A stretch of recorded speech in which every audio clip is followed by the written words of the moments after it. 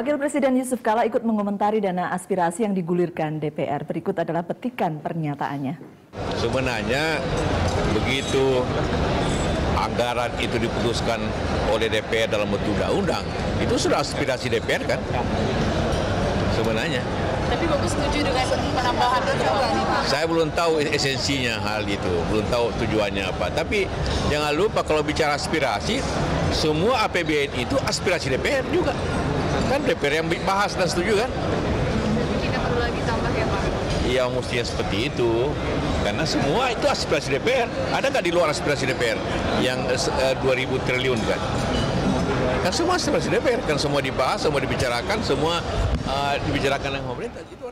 Iya, semua dibicarakan dan semua pasti disetujui DPR. Kalau enggak tidak akan jalan begitu ya. Begitu ya Pak Nasir ya. Dan di studio sudah hadir Mas Didi Irawadi Syamsuddin dari Wakil Sekjen Partai Demokrat sekarang ya. Terima kasih sudah hadir di The Headlines.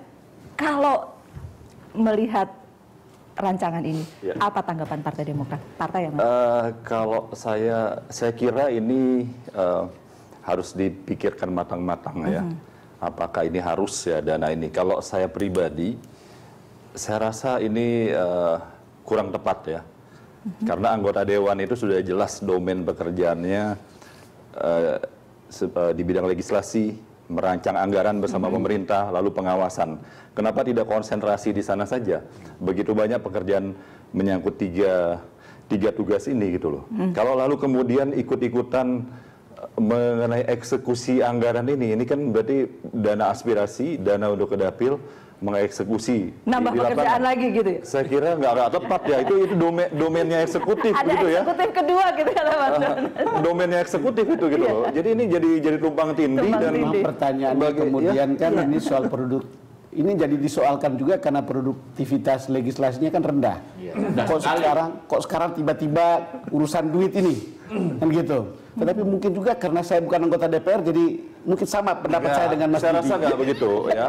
Bukan karena saya tidak di DPR ya. Bukan demikian. Jadi begini. Logikanya sederhana saja. Ketika seorang menjadi anggota dewan mewakili dapilnya, berarti dia adalah mewakili seluruh tidak jadi partisan satu partai ya. Lalu membawa anggaran ini ya, membawa anggaran ke dapil. Kalau dia mewakili partai itu pasti kan kepentingan partainya, kecenderungan kepentingan partainya. Nah, bagaimana ini mengawasi ini? Sementara di dapil yang prioritas sangat mungkin belum tentu kepentingan partai dia di sana. Dia harus menjalankan kepentingan untuk semuanya. Ibarat menjadi gubernur, menjadi bupati, menjadi presiden. Nah, ini sangat subjektif dan sangat sulit di dalam implementasinya. Jadi menurut hemat saya jangan nambah-nambah pekerjaan lah. Jadi dewan yang sudah konsentrasi masalah legislasi itu banyak sekali yang harus dibenahi. Sangat banyak sekali dan sekarang publik ini sedang menunggu-nunggu dia.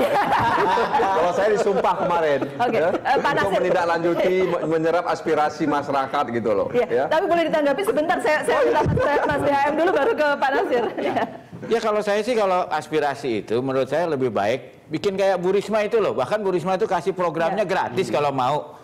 Tiap anggota DPR itu bisa menampung melalui teknologi IT sehingga nggak harus bolak-balik semua aspirasi itu. Kemudian dia bisa perhatiin APBN, dia ngomong dengan pemerintah, tolong ya daerah saya ini diperjuangkan, kalau enggak saya nanti di DPR bisa bilang loh saya nggak setuju dengan anggaran Anda. Itu kan udah powerful banget. Ya kemarin juga kan DPRD DKI menyampaikan kepada gubernur ya Basuki Purnama dan kemudian Ahok menyetujui ya dana aspirasi dari anggota DPR DKI. Setelah mereka reses, mereka jumpa ada masyarakat mengusulkan begini begitu, lalu dalam sidang paripurna mereka menyampaikan kepada gubernur DKI. Dan tanggapan gubernur DKI yang saya baca di media, dia setuju ya agar kemudian anggota DPR ketika turun ke daerah itu dalam tanda kutip dihargai oleh masyarakat gitu loh. Jadi ini sebenarnya bukan hal yang baru gitu loh. Jadi kalau saya lihat tadi misalnya bagaimana kita menjalankan uang itu tentu aja dengan prinsip-prinsip transparansi, akuntabilitas gitu loh. Tidak bisa kemudian yang menjalankan uangnya eksekutif. Iya, eksekutif. Tentu aja harus ada pengawasan. Seperti misalnya dana desa. Sekarang dana desa kan sudah ada upaya untuk mengawasi,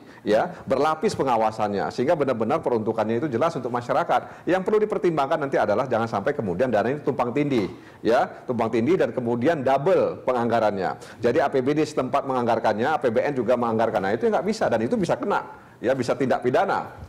Ya, yang tadinya dinyatakan oleh Wakil Ketua DPR itu sepertinya simpel gitu. Simpel. Tidak Makanya simpel, Pak Agus Hermanto berbeda dengan Didi Irwadi. Bukan, tetapi tidak simpel dalam pelaksanaannya. Kesan saya begitu. Nah, saya kira nanti kan persoalan itu siapa mengawasi siapa itu juga soal yang mungkin akan krusial ya. Tapi ada pertanyaan saya sebetulnya. Kalau begitu banyak anggota kemudian menampung aspirasi dari publik ini, saya juga berpikir soal fragmentasi yang ada di publik. Karena bisa ada tabrakan, bisa juga berbeda sama sekali satu sama lain, bisa juga tumpang tindih gitu. Saya tidak bisa membayangkan akan seperti apa misalnya teman-teman yang atau publik yang mengajukan proposal atau aspirasinya lewat PKS, lalu kemudian yang lewat PKB, lalu yang lewat PAN dan seterusnya. Akan seperti apa itu diagregasi untuk kemudian, oh inilah yang kemudian kita jalankan. Sementara anggarannya kan sudah ada kan, anggaran dibuat untuk kemudian dilaksanakan toh. Iya. Kalau kita lihat, kalau kita lihat teknis sekarang ini aja, ini kan tanggal 23 harus masuk usulannya. Saya boleh dikoreksi. 23 Juni masuk usulannya, 25 masuk ke paripurna begitu. Jadi ini memang bukan pekerjaan mudah. Makanya saya katakan tadi, kenapa kemudian DPR perlu membuat peraturan DPR RI untuk kemudian program seperti apa yang kemudian layak dan patut untuk diusulkan oleh anggota DPR, ya. Program yang bersentuhan dengan kepentingan masyarakat banyak. Ya, kemudian apa saja, infrastruktur kah, pertanian kah, peternakan kah, dan lain sebagainya. Nah ini makanya saya katakan memang terburu-buru sekali. Terburu-buru sekali kalau kemudian tanggal 23 itu anggota DPR harus mengusulkannya ke DPR. Pak Nasir sudah punya usulan untuk tanggal 23. Saya masih ada punya gambaran tapi belum bisa saya eksekusi.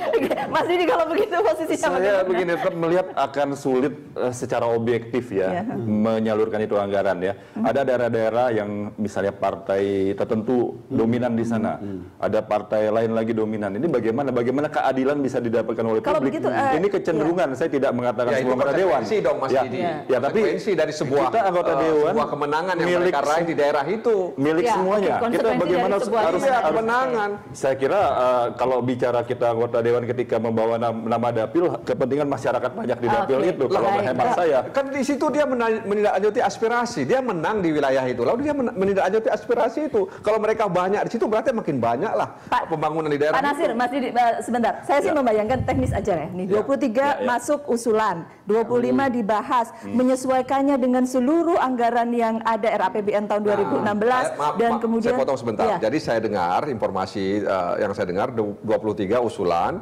kemudian 25 dibahas, kemudian ada perbaikan. Ya, ada perbaikan.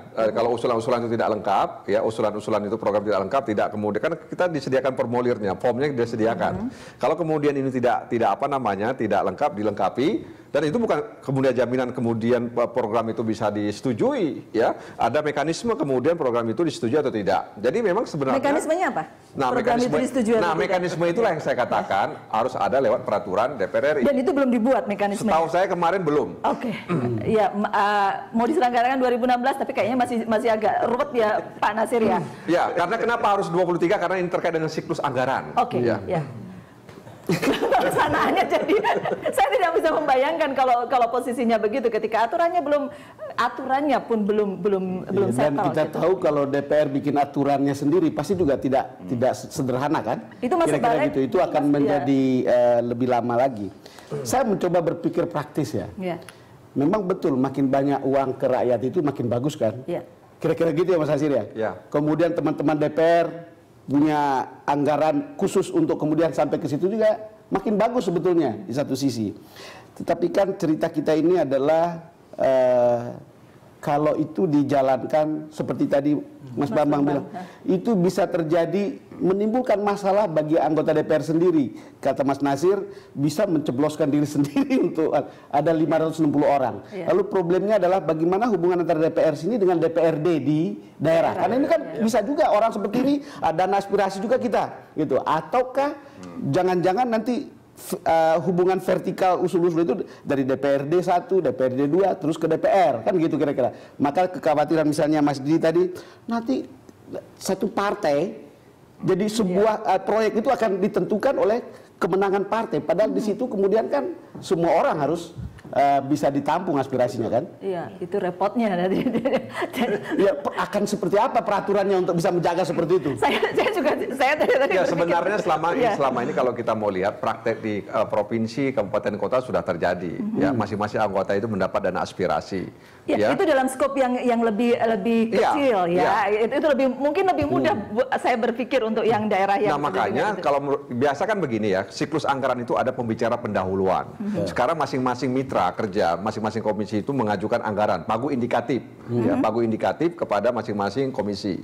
Nah pandu indikatif ini nanti akan dibahas. Ya, ada yang masing-masing mitra kerja meminta tambahan anggaran karena pagu indikatif yang diberikan oleh Kementerian Keuangan ternyata tidak cukup ya untuk untuk membiayai lembaga mereka. Nah, disitulah kemudian karena ini siklus awal, jadi siklus anggaran pembicara pendahuluan, ya nanti sekitar bulan Agustus, ya bulan September, itu sudah harus selesai semuanya. Makanya saya katakan